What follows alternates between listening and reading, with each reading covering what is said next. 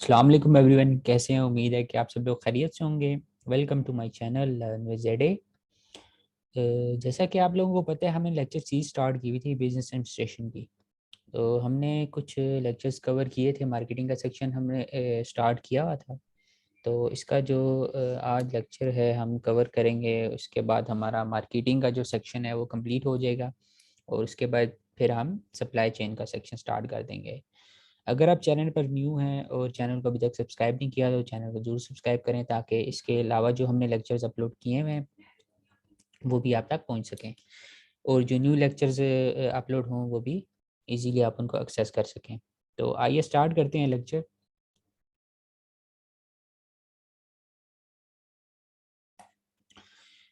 हम लोग डिस्कस कर रहे थे प्राइसिंग स्ट्रेटजीज। तो हमने प्राइसिंग की जो दो स्ट्रेटजीज थी, कस्टमर वैल्यू बेस्ड स्ट्रेटजी, अच्छा कॉस्ट बेस्ड स्ट्रेटजी या कंपटीशन बेस्ड स्ट्रेटजीज, ये तो हमने डिस्कस कर ली थी। तो आज हम वहाँ से ही कंटिन्यू करेंगे। आगे हम डिस्कस करेंगे जी न्यू प्रोडक्ट स्ट्रेटजीज। जो भी हम न्यू प्रोडक्ट लॉन्च करते हैं तो उसके लिए हम जो स्ट्रेटजीज बनाते हैं, तो इसमें हमारे पास सबसे पहले जो टाइप है वो है जी market skimming pricing. Market skimming pricing की बात करें तो market skimming pricing is strategy with high initial price to skim revenue layer from the market. ये ऐसी स्ट्रेटजी है, इस स्ट्रेटजी में हम जो प्राइस सेट करते हैं वो ऐसे सेट करते हैं कि हम इनिशियली हाई प्राइस सेट करते हैं ताकि हम जो मैक्सिमम रेवेन्यू जनरेट कर सकें। और इसमें अगर दूसरी तरफ हम ये भी देखते हैं कि हमारी जो प्रोडक्ट है उसकी क्वालिटी है वो हमारी प्राइस को से इफेक्ट ना हो रही है। मतलब कि अगर हम प्राइस सेट कर रहे हैं तो उसको जो जो क्वालिटी है वो जस्टिफाई कर रही हो, ये सपोर्ट कर रही हो।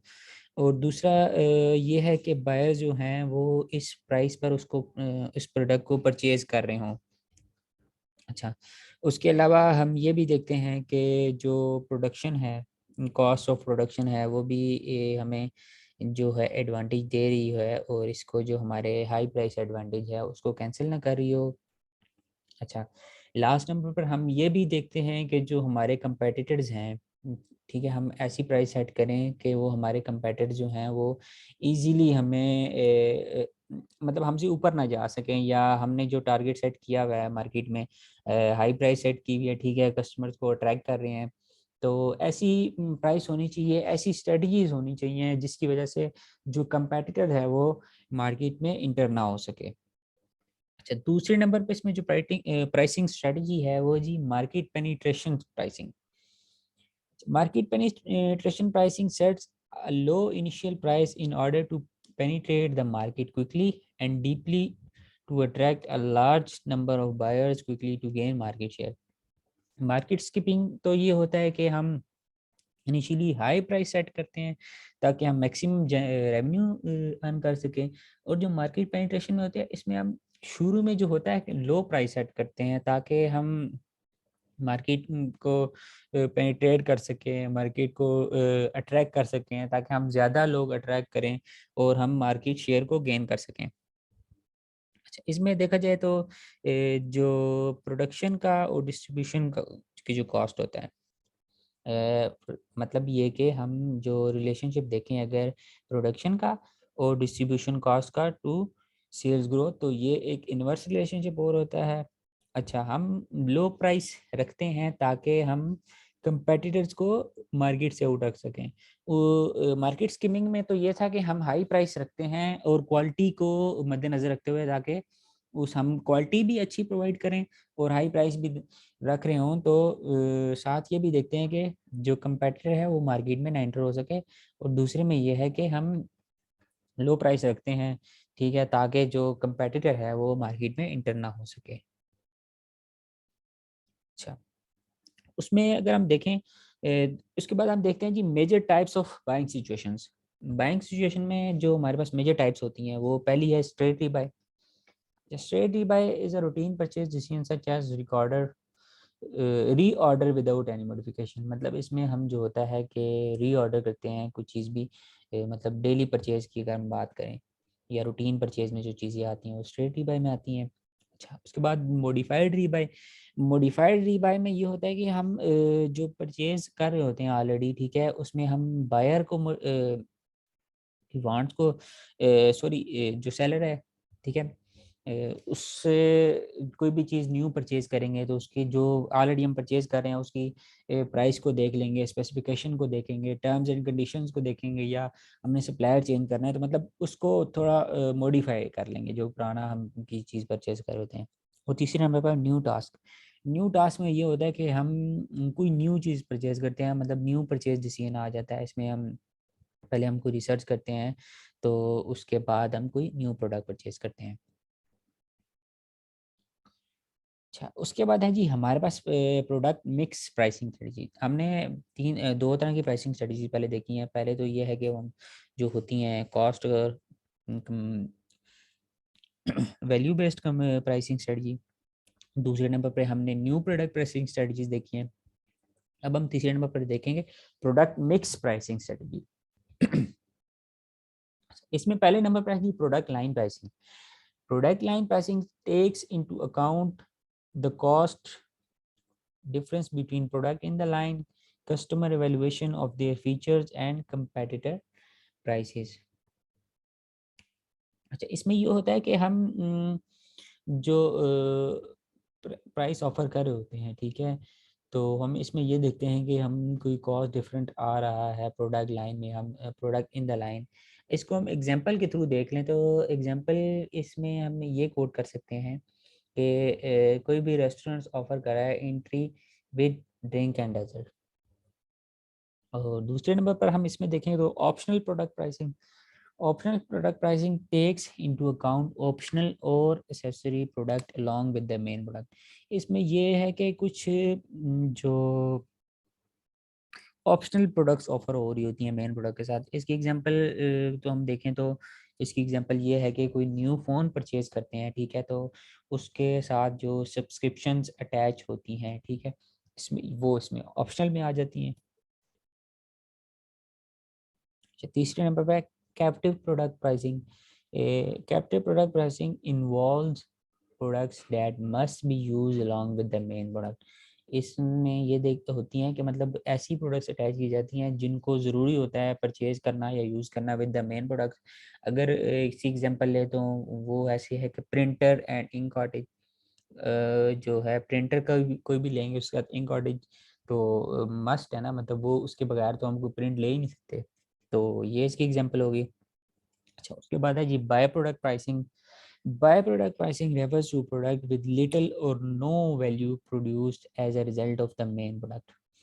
इसकी एग्जांपल ये है कि हम कोई भी हम या कोई भी ऑर्गेनाइजेशन ऐसी कोई प्रोडक्ट बना रही है जैसे मेन प्रोडक्ट बन रही है, ठीक है, जैसे अगर आप शुगर इंडस्ट्री की बात करें तो वहाँ मेन प्रोडक्ट क्या है, शुगर है।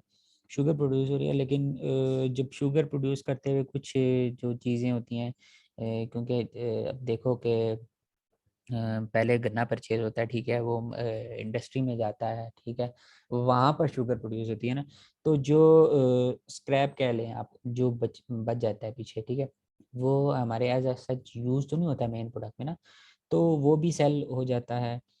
तो इसमें ये हो जाता है कि हम प्राइसिंग उसके उस हिसाब से कर लेते होते हैं। लास्ट नंबर पर इसमें है product bundle pricing. Product bundle pricing combine several products at a reduced price. इसकी एग्जांपल आप ये देखें कि आप जब भी रेस्टोरेंट्स में जाते हैं, ठीक है, रेस्टोरेंट्स में मील कम होता है, मतलब उन्होंने जैसे कि आप KFC पे गए, मैकडोनल्ड्स पे गए, उन्होंने डील्स रखी होती हैं जी, पिज़्ज़ा हो गया, पिज़्ज़ा विद बर्गर, या कोक ऑफर हो रही है, या उन्होंने मिक्स बंडल प्राइसिंग सेट की होती है, जैसे अगर फ्राइज़ भी ऐड कर लें तो जो इस तरह की प्राइसेस होती हैं। इसमें दूसरी एग्जांपल है अगर TV cable with mobile plans, तो मतलब वो डिफरेंट प्रोडक्ट्स को कंबाइन करके बंडल बना लेते हैं और फिर प्राइसिंग करते हैं। इस ये होता है प्रोडक्ट बंडल प्राइसिंग। अगर हम लास्ट में देखें तो वो है जी प्राइस एडजस्टमेंट स्ट्रेटजीज। इसमें पहली है जी discount and allowance pricing. Discount and allowance pricing reduces prices to reward customer responses such as paying early or promoting the product। ये इसमें होता है कि जो प्रोडक्ट्स ऑफर होती हैं कस्टमर्स को, उन पर कुछ अलाउंस दिए जाते हैं या डिस्काउंट दिया जाता है कस्टमर को। ये discount and allowance pricing strategy होती है। अच्छा, एक मिनट, अजान हो रही है, अजान हो जाए तो आगे कंटिन्यू करते हैं इसको।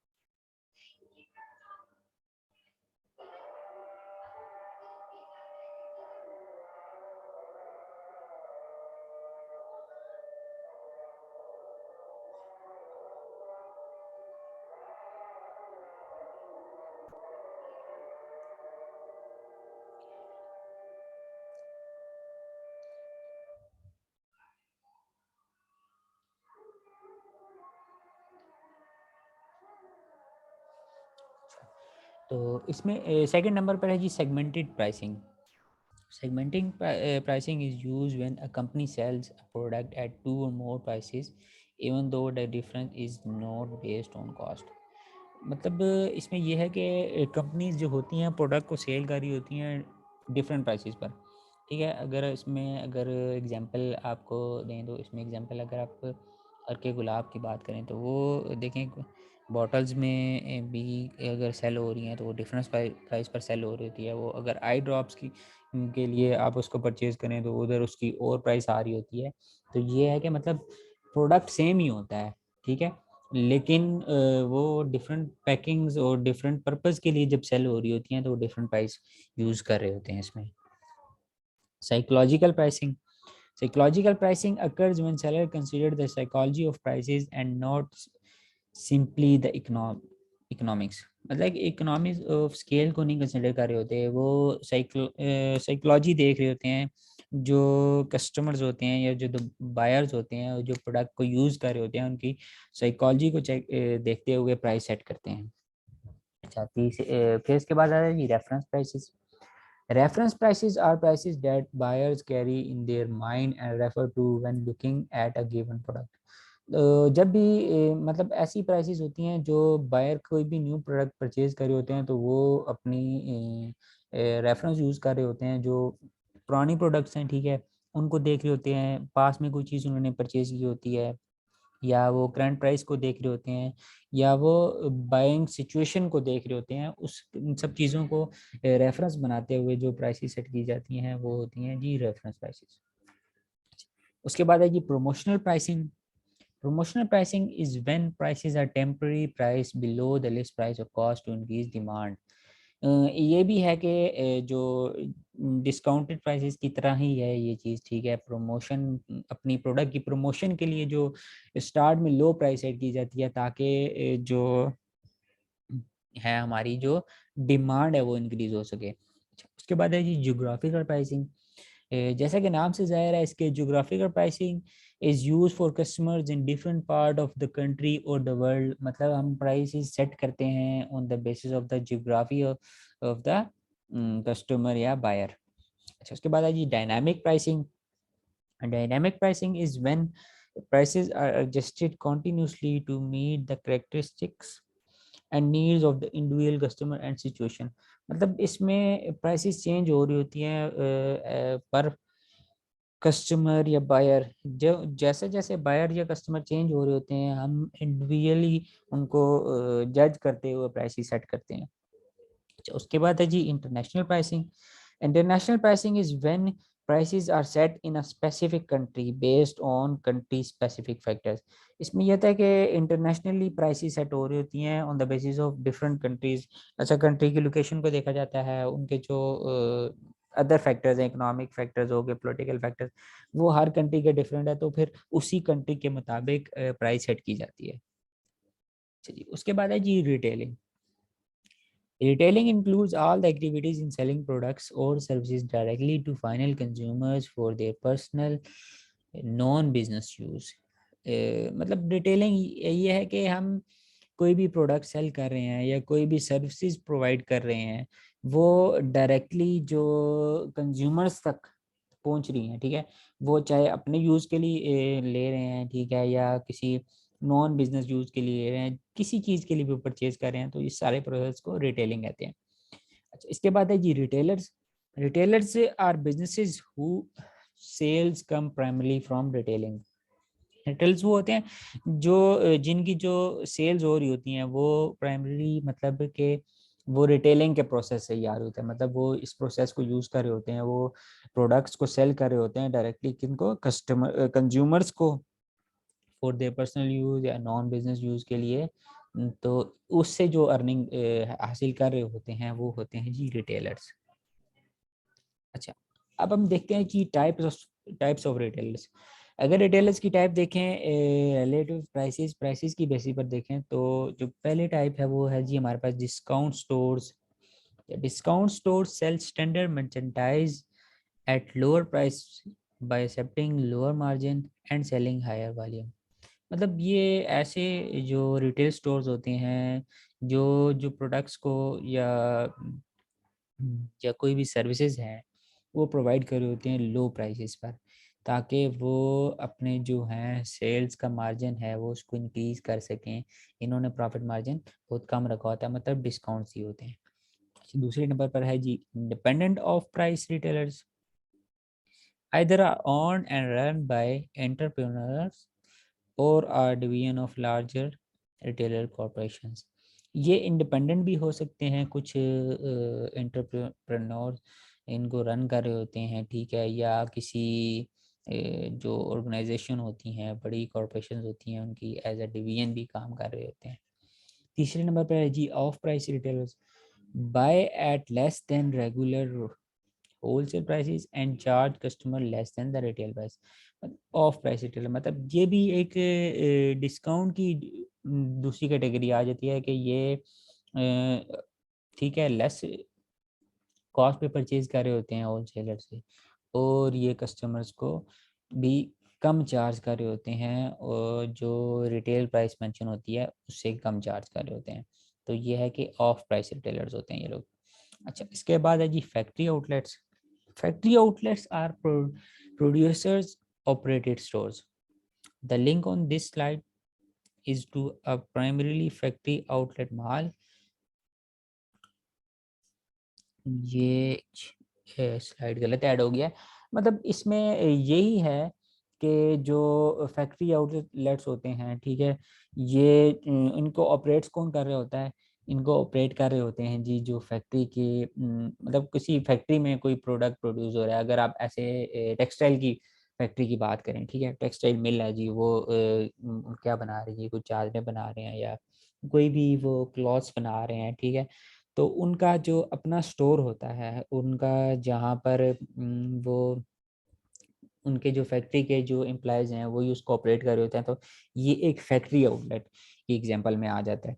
अच्छा, लास्ट नंबर पर है जी warehouse clubs. Warehouse clubs are large warehouse like facilities with few frill and offer ultra low prices. Warehouse clubs ये होते हैं कि ये फैसिलिटीज प्रोवाइड कर रहे होते हैं, मतलब इनमें ये होता है कि ये लो प्राइस पर चीज़ों को ऑफर कर रहे होते हैं और प्रोवाइड कर रहे होते हैं।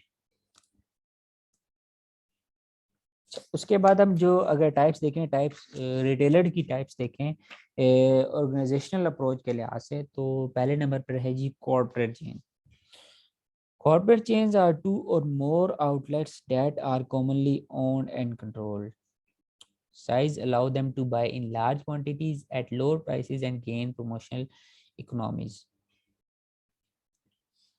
अच्छा, इसमें यह है कि दो या ज़्यादा जो आउटलेट्स होते हैं ना, जैसे कॉर्पोरेट चेन्स है, चेन्स में जाहिर सी बात है एक तो नहीं होगा, तो दो या होंगे या दो से ज़्यादा होंगे। ऐसे आउटलेट जो कॉमनली ओन होते हैं या कंट्रोल हो रहे होते हैं, मतलब एक ही बंदा उनको कंट्रोल कर रहा होता है या ओन कर रहा होता है, ठीक है। इसमें ये होता है कि जैसा कि चेन्स हैं तो जाहिर सी बात है उनका साइज़ बड़ा होगा, तो साइज़ ज़्यादा होगा तो वो लार्ज क्वांटिटी को परचेज़ करेंगे, मेंटेन करेंगे और उनकी जो प्राइसेस होंगी लो सेट करेंगे, और जो as compared to the competitors हैं जी, वो उम, अपना जो शेयर है वो ज़्यादा गेन करेंगे और उनका जो मार्केट शेयर है वो ज़्यादा होगा। अच्छा, दूसरे नंबर पर इसमें जी voluntary chains. Voluntary chains are wholesale sponsored groups of independent retailers that engage in group buying and common merchandising. अच्छा, ये इंडिपेंडेंट हो रिटेलर्स होते हैं यार, ठीक है। इसमें ये होता है कि वो खुद ग्रुप्स में काम कर रहे होते हैं। कॉर्पोरेट चेन्स में ये होता है ना कि एक ही बंदा था, वो डिफरेंट आउटलेट्स को कंट्रोल कर रहा था या उसी के दो या दो से ज़्यादा आउटलेट्स थे। लेकिन अगर वॉलंटरी चेन्स की बात करें तो यहाँ पर जो इंडिपेंडेंट रिटेलर्स होते हैं वो खुद ही इंगेज करते हैं, ग्रुप में वर्किंग करते हैं और उसी पर बाइंग करते हैं और सेलिंग कर रहे होते हैं। है। इसमें तीसरे नंबर पर है जी retailer cooperatives. Retailer cooperatives is a group of independent retailers that band together to set up a joint owned central wholesale operation and conduct joint merchandising and promotion efforts।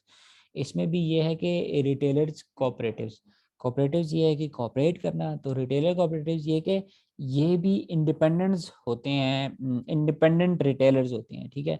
वो आपस में कोऑर्डिनेट कर रहे होते हैं और कोऑपरेट कर रहे होते हैं, ठीक है। उन्होंने कोई स्टैंडर्ड सेट किए होते हैं, कुछ एसओपीज होती हैं उनकी, उसको फॉलो करते हुए वो ज्वाइंट ऑपरेशन को फॉलो करते हैं, मतलब ज्वाइंटली परचेज करते हैं, ठीक है। और जो अपनी जो प्रमोशन एफर्ट्स हैं, प्रमोशन जो होती हैं स्ट्रेटजीज हैं या कोई भी प्राइसिंग स्ट्रेटजी को देख रहे होते हैं, वो ज्वाइंटली और ग्रुप में कर रहे होते हैं। अच्छा, उसके बाद चौथे नंबर पर इसमें है जी franchise organization. Franchise organizations are based on some unique product और services, on a method of doing business और on the trade name, goodwill और patent that the franchiser has developed.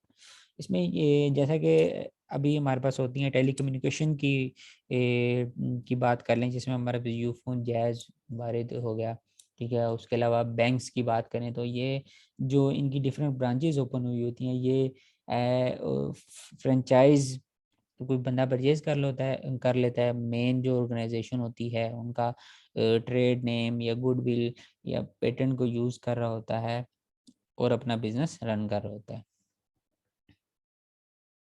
अच्छा, उसके बाद हमारे पास आ जाता है जी wholesaling. Wholesaling includes all activities involve in selling goods and services to those buying for resale and business use। Wholesaling का जो प्रोसेस है, ये हम जो चीज़ें होती हैं या प्रोडक्ट्स होती हैं, अपनी गुड्स होगी या सर्विसेज होगी, उन लोगों को सेल कर रहे होते हैं जिनका बिजनेस का पर्पस होता है, मतलब उन्होंने खुद यूज़ नहीं करना होता। ये एक कंज्यूमर नहीं होते, ये कस्टमर्स होते हैं, ठीक है। वो इसलिए परचेज करते हैं ताकि वो उससे अपना बिजनेस रन कर सकें और उन चीज़ों को आगे रीसेल कर सकें इनको कंज्यूमर तक। अच्छा, फिर इसमें आ जाती हैं जी होलसेलर की जो टाइप्स हैं, merchant wholesalers, agents and brokers, और तीसरे नंबर पर होता है मैन्युफैक्चरर सेल ब्रांच या ऑफिस आ जाता है इसमें।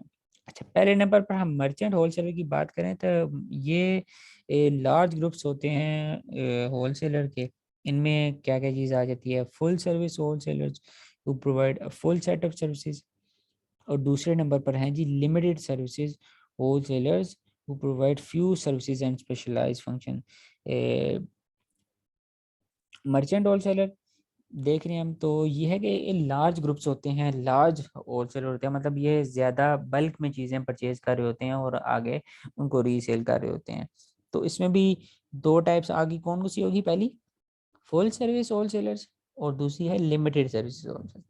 जैसा कि इसके नाम से ही ज़ाहिर है, फुल सर्विसेज ये है कि वो full set of services provide करते हैं, ठीक है। और लिमिटेड, वो कुछ लिमिटेड सी सर्विसेज प्रोवाइड कर रहे होते हैं, किसी भी एक ब्रांड की होगी या किसी भी एक प्रोडक्ट की होगी। अच्छा जी, उसके बाद है जी ब्रोकर्स एंड एजेंट्स। अच्छा, ब्रोकर एजेंट ये टाइटल को नहीं देख रहे होते, ठीक है, टाइटल को नहीं परचेज कर रहे होते और परफॉर्म कर रहे होते हैं फ्यू फंक्शंस, और ये किसी स्पेशल प्रोडक्ट लाइन को या किसी स्पेशल कस्टमर्स को टारगेट कर रहे होते हैं, वो किसी एक टाइप को ही लेकर चल रहे होते हैं। अच्छा, अच्छा, ब्रोकर जो होते हैं वो खुद बाय भी कर रहे होते हैं, ठीक है, और आगे सेल भी कर रहे होते हैं।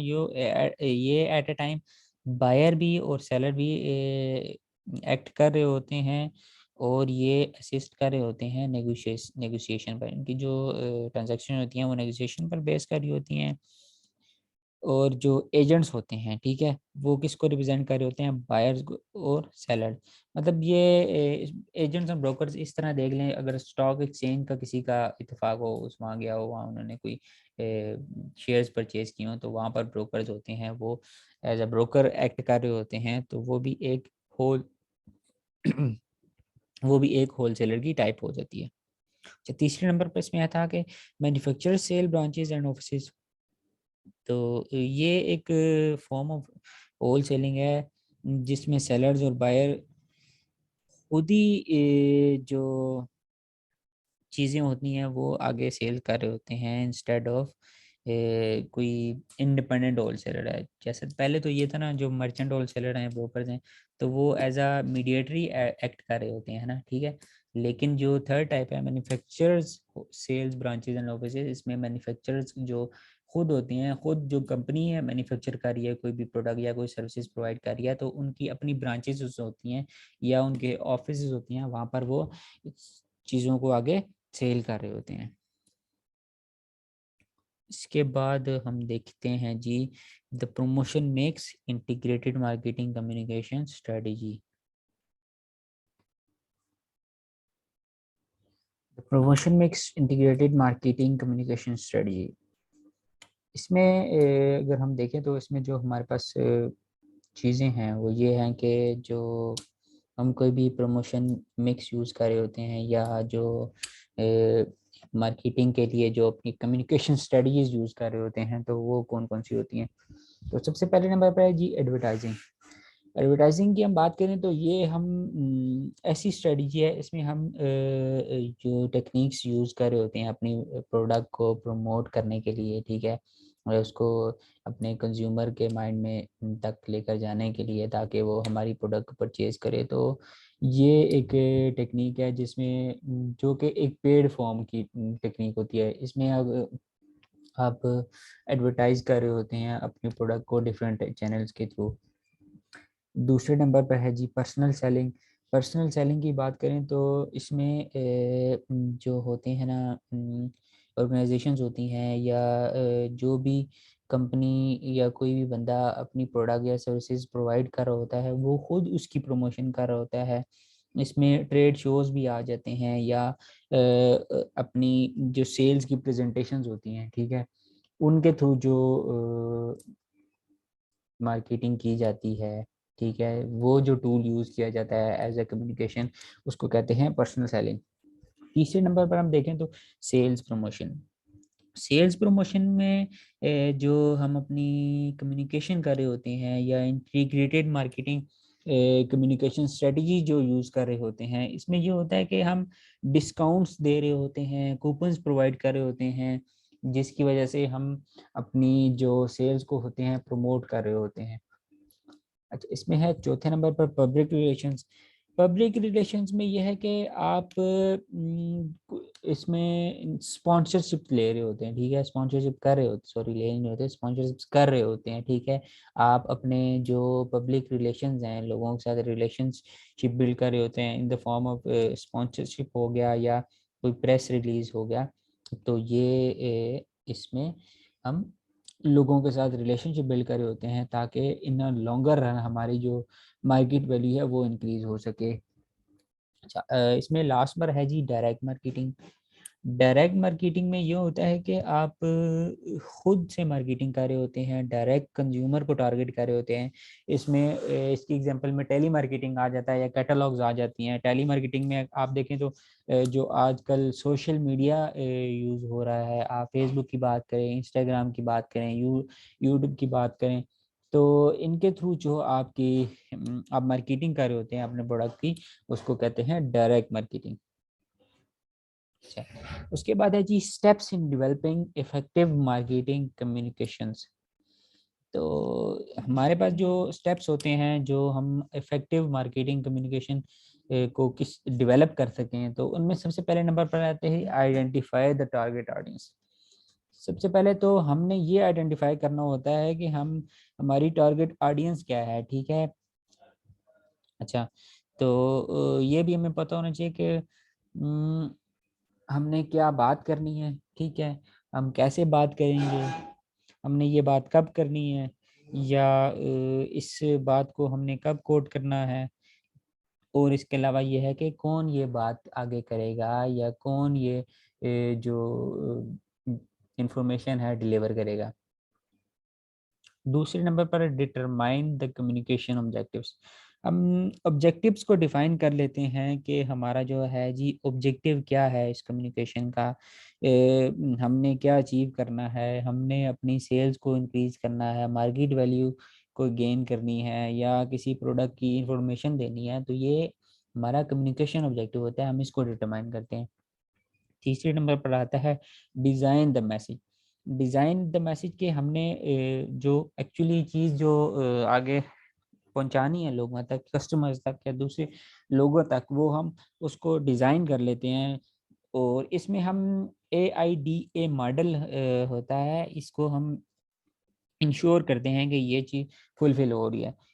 AID से सबसे पहले ए की बात करें तो गेट अटेंशन, ठीक है, ऐसा मैसेज होना चाहिए जिससे लोगों की हम अटेंशन सीख कर सकें। होल्ड इंटरेस्ट, लोगों का उसमें इंटरेस्ट हो। रोज डिज़ायर, लोगों की डिज़ायर्स हों कि हम वो उस चीज़ के बारे में और रिसर्च करना चाहें। और लास्ट पर है, लास्ट वाले ए की बात करें तो ऑब्टेन अटेंशन, ऑब्टेन एक्शन। इसमें यह है कि लोगों का रिस्पॉन्स एक्शन, उसके ऊपर पॉजिटिव रिस्पॉन्स देखें, पॉजिटिव एक्शन देखें, तो ऐसा हमने मैसेज डिज़ाइन करना है। अच्छा, उसके बाद है जी चूज़ द मीडिया। हमने कौन से मीडियम के थ्रू ये मैसेज डिलीवर करना है, ऑडियंस को टारगेट करते हुए हमने कौन सा ये मीडिया यूज़ करना है। तो इसमें हम कम्युनिकेशन की बात करें तो हम फेस टू फेस करेंगे, या बाय फ़ोन करेंगे, बाय मेल करेंगे, या ईमेल के थ्रू हम इंटरेक्ट करेंगे, या हम उसको इंटरनेट के थ्रू लोगों तक ये बात पहुंचाएंगे।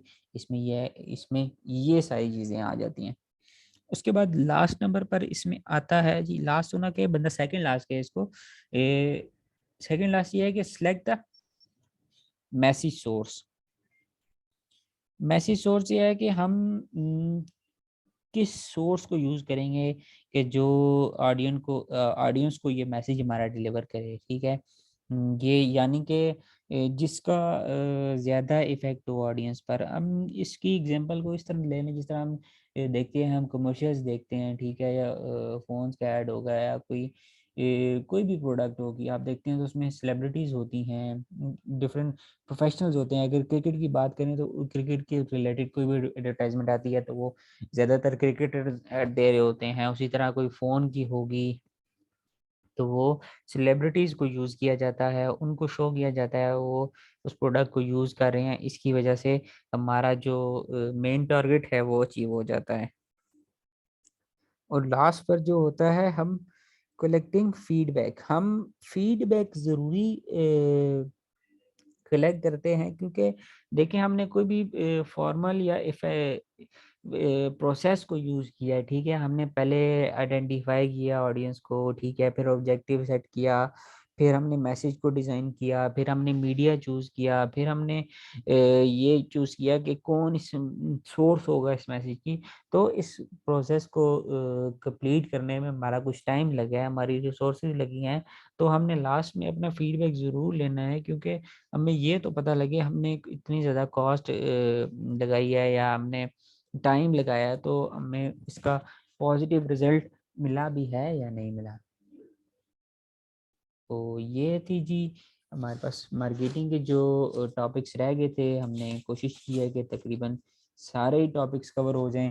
इसके अलावा पहले 2 लेक्चर्स हमने अपलोड किए हुए थे मार्केटिंग के, तो ये लास्ट लेक्चर हो गया। तो इंशाल्लाह नेक्स्ट लेक्चर से में हम सप्लाई चेन के टॉपिक्स को कवर करेंगे। कोशिश करेंगे एक ही लेक्चर में कवर हो जाए, अगर ना हो सके तो उसके भी फिर 2 लेक्चर्स हो जाएंगे। उसके बाद फिर लास्ट पर हमारा रह जाएगा जी फाइनेंशियल मैनेजमेंट का जो सेक्शन है वो रह जाएगा। और जब ये सारा कोर्स कंप्लीट हो जाएगा तो फिर लास्ट पर हम डिस्कस कर लेंगे जो पास पेपर्स हैं।